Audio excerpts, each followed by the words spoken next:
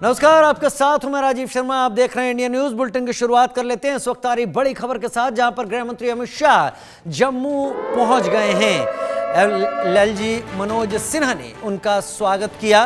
3 दिनों के जम्मू कश्मीर दौरे पर रहेंगे गृह मंत्री और सहकारिता मंत्री अमित शाह। सुरक्षा व्यवस्था और विकास कार्यों की समीक्षा करेंगे गृह मंत्री। इस दौरान जम्मू कश्मीर में आतंकवाद को किस तरीके से निष्प्रभावी बनाया जा चुका है और क्या कदम उठाए जाने हैं जिससे लोगों में विश्वास और कायम किया जा सके, और ऐसे क्या कदम उठाए जा सकते हैं जिसके जरिए पाकिस्तान की तरफ से हो रहे लगातार सीज फायर उल्लंघन का भी माकूल जवाब पाकिस्तान तक पहुंचाया जा सके और समझाया जा सके कि आतंकवाद की राह पर भारत में खून खराबा कराने की उसकी कोशिशों पर पलीता लगाने के लिए भारतीय सुरक्षा बल पूरी तरीके से तैयार हैं।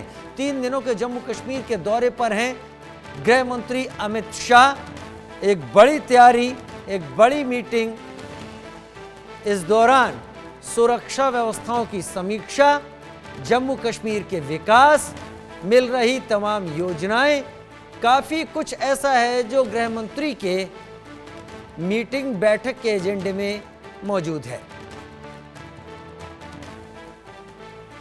अजय जांड्याल मेरे सहयोगी लाइव मेरे साथ इस वक्त जुड़ गए हैं। अजय, गृह मंत्री अमित शाह लगातार जम्मू कश्मीर की स्थिति को लेकर दिल्ली में तो बैठक करते ही रहे हैं, लेकिन ये पिछले कई दिनों में एक अलग मौका होगा जब लगातार 3 दिनों के लिए वो जम्मू कश्मीर में कैंप करेंगे।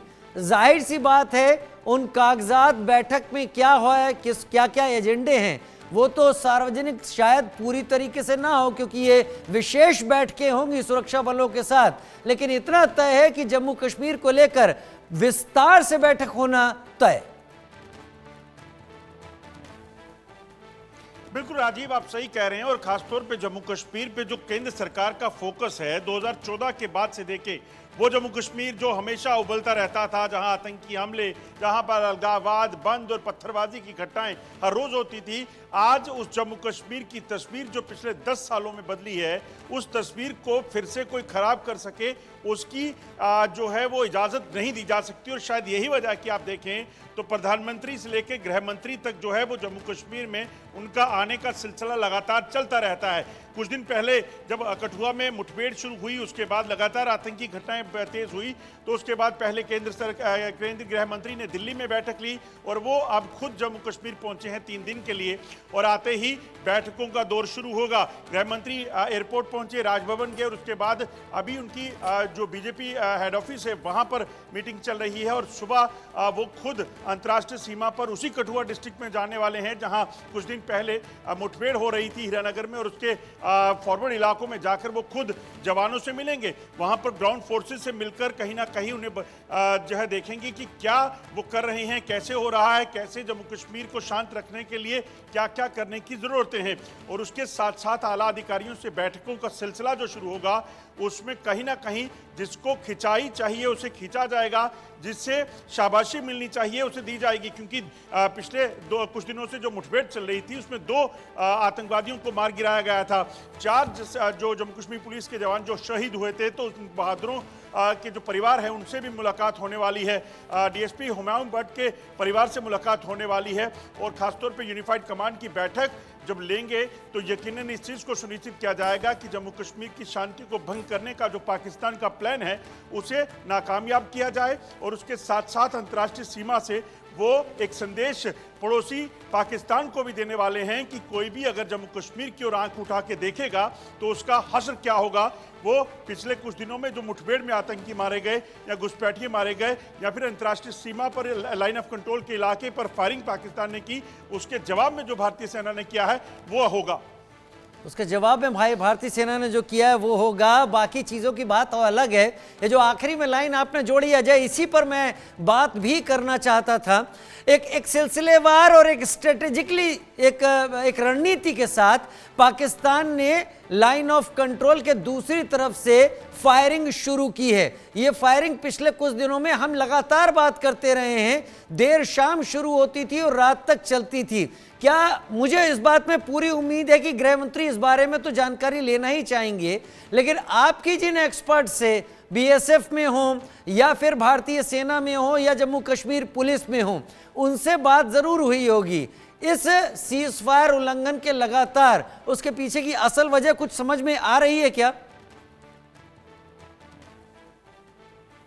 देखिए राजीव, बड़ी साफ सी बात है कि आप सोचिए कि इस वक्त दुनिया दो ही तरफ देख रही है। एक जो बांग्लादेश में हालात बने हुए थे या दुनिया में जिस जगह पर युद्ध चल रहा है उन देशों की बात करें, या फिर पाकिस्तान में जो गृह युद्ध चल रहा है। और इस गृह युद्ध से पाकिस्तान दुनिया के अगर कैमरे को, दुनिया की आंखों को अगर शिफ्ट करना चाहता है तो उसके पीछे की एक जो कोशिश पाकिस्तान की होगी तो वो सिर्फ जम्मू कश्मीर में हालात खराब करने की होगी। यही वजह है कि 2021 फरवरी में जब शांति का सिलसिला शुरू हुआ, जब दोनों ही देशों की सेनाओं ने माना कि युद्ध विराम का उल्लंघन नहीं किया जाएगा और अगर किया जाएगा तो वो दोनों देशों के रिश्तों पर असर डालेगा, तो पाकिस्तान को वो अब समझ नहीं आया। पाकिस्तान इस दौरान पिछले 4 सालों में कई बार युद्ध विराम का उल्लंघन कर चुका है और अब अगर आप देखें तो पिछले लगभग 1 महीने में 4 बार युद्ध विराम का उल्लंघन हुआ है, जिसमें पाकिस्तान की तरफ से पाकिस्तानी सेना की बैट टीम जो है उसको घुसपैठ करवाने का प्रयास किया गया और वो विफल हुआ। 5 सैनिक उनके मारे गए, जिसके बाद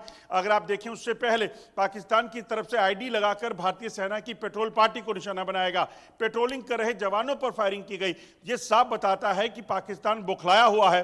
पाकिस्तान में अपने सैनिक मारे जा रहे हैं, उनकी जान वो बचा नहीं पा रहा, तो कोशिश कर रहा है कि जम्मू कश्मीर में अशांति फैलाई जाए, जम्मू कश्मीर में हालात खराब किए जाएं, जम्मू कश्मीर में आतंकियों को भेजकर यहां पर आतंकी हमले कराए जाएं ताकि दुनिया कम से कम वहां से उनकी नजर हट जाए। मगर ऐसा भारतीय सेना जम्मू कश्मीर के सुरक्षा बल होने नहीं देंगे। और खासतौर पर केंद्र सरकार का जो जज्बा है इस वक्त जम्मू कश्मीर को शांत बनाए रखने का, ये केंद्र सरकार का जो प्लान है जम्मू कश्मीर को लेकर, उसमें कोई खलल डाले ये बर्दाश्त नहीं किया होगा। जाहिर सी बात है, पाकिस्तान का जन्म, पाकिस्तान की पैदाइशी भारत विरोध पर हुई थी और पाकिस्तान चलता भी भारत विरोध पर है। तो वेस्टर्न फ्रंट पर जितने भी झटके क्यों ना लग रहे हों, पब्लिक खिलाफ होती है तो भारत विरोध का कुछ ना कुछ शगुफा तैयार करने की कोशिश करते हैं। मैं आपसे ये जानना चाहूंगा, अगर आप बता पाएं और ऐसी जानकारी आपको विश्वस्त सूत्रों से मिली हो कि ये चीजें सार्वजनिक की जा सकें, तो गृह मंत्री का कार्यक्रम क्या क्या है? क्या वो घाटी की तरफ भी जाएंगे या जम्मू में ही रह के रहेंगे या श्रीनगर रहेंगे? क्या जानकारी? देखिए, गृह मंत्री जम्मू कश्मीर पहुंच गए और जम्मू पहुंचने के बाद उन्होंने राजभवन में गए, वहां से सीधे बीजेपी के कार्यालय पहुंचे हैं। वहां पर बीजेपी के नेताओं के साथ मुलाकात है। आज स्थापना दिवस भी है, तो शायद ये भी एक वजह हो सकती है कि यहां आकर पंडित प्रेमनाथ डोगरा हो या श्यामा प्रसाद मुखर्जी हो, उनको श्रद्धांजलि देके तस्वीरें लगातार हम दिखा रहे हैं, आप बोलते रहे, तस्वीरें हम लगातार दिखा रहे हैं। जो ऐतिहासिक जीत जो हुई है, जी राजीव, और जो ऐतिहासिक जीत बीजेपी ने जम्मू कश्मीर में विधानसभा के चुनावों में इस बार हासिल की है, उसमें क्या क्या चुनौतियां बीजेपी को आगे आने वाले समय के लिए रहेंगी और कैसे आगे और इस अपने रथ को आगे, विजय रथ को बढ़ा पाएंगे, वो उस पर कहीं ना कहीं चर्चा जरूर होगी। क्योंकि यहां पर विधानसभा चुनावों के बाद जो लोकल बॉडीज के इलेक्शन भी होने वाले हैं। दूसरा, कल वो गृह मंत्री जो है वो जाएंगे अंतर्राष्ट्रीय सीमा के फॉरवर्ड इलाकों पर, वहां पर बॉर्डर पर, वहां पे जो सुरक्षा का जायजा लेंगे, उसके साथ साथ वहां पे ग्राउंड फोर्सेस से मिलेंगे। वो जवान जो सदैव खड़े रहकर 24 घंटे देश की सरहदों की सुरक्षा करते हैं।